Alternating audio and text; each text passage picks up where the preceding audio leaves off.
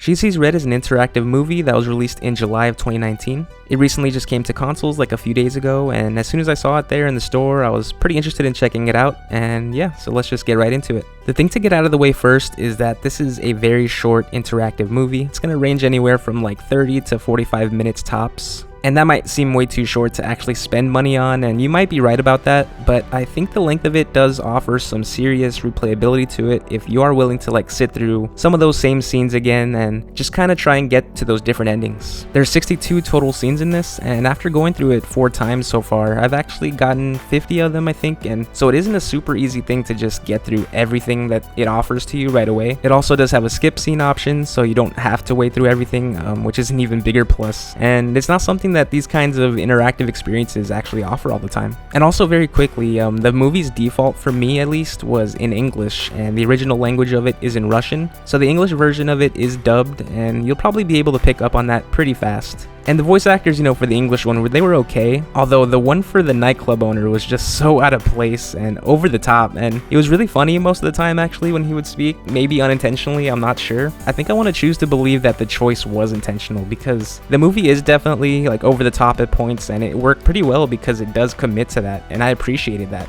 Now, the story itself in this revolves around a sort of murder mystery and a crime investigation going on in this nightclub. Now, because it's so short, I'm not going to get into anything else about what happens in it. Like I said, it's this mix between a murder storyline and a crime investigator who's trying to just figure out what's going on here. It's actually pretty interesting for the most part, and I didn't mind going back and playing it just multiple times right after completing it. I don't think you're going to usually go into these kinds of things like, like an interactive movie or any kind of FMV game and expect to get the most incredible story and performances out of them. But it does help if it's at least decent enough to be invested, at least somewhat, and just how interactive it really is. And really, the interactive part of this kind of left a lot to be desired. And again, I don't want to just keep pointing out that it's short, but because it is short, it doesn't really offer a ton of choices for you to make here. They give you the standard 2 options to make maybe like every 5 minutes or so, and to be fair, they did seem to be really important decisions, and so far each time I've played it, I have not gotten the same ending, so that's definitely pretty cool. And also, it might seem like a small thing, but I love that the movie didn't pause for you to make any of these decisions. It just reacted to it like it was a normal movie playing, and aside from a few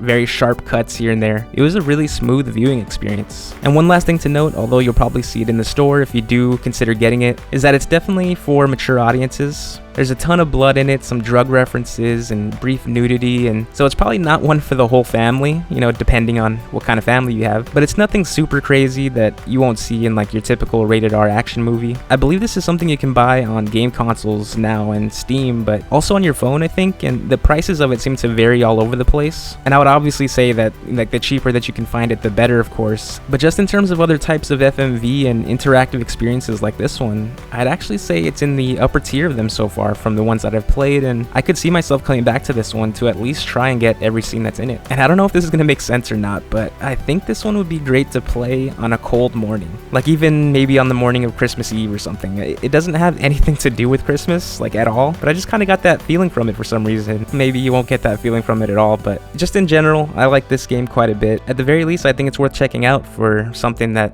I haven't heard about, even though it's been out for more than a year now, and so it probably will be going for pretty cheap prices here and there if you look out for it, probably on a sale or something. And yeah, so that's pretty much all I got for this one. If you have any recommendations for other types of games like this or movies like this, I'm always trying to find new ones, and I'm holding off on some of them till around Halloween because they're more kind of in the horror genre, but I'm always on the lookout for more of them, so I would love to hear about other ones that are out there that I probably haven't heard about yet. But yeah, aside from that, I hope you enjoyed the video. Thank you so much for watching this. It really means a lot. Hope you're having a great day out there, and until next time, take care.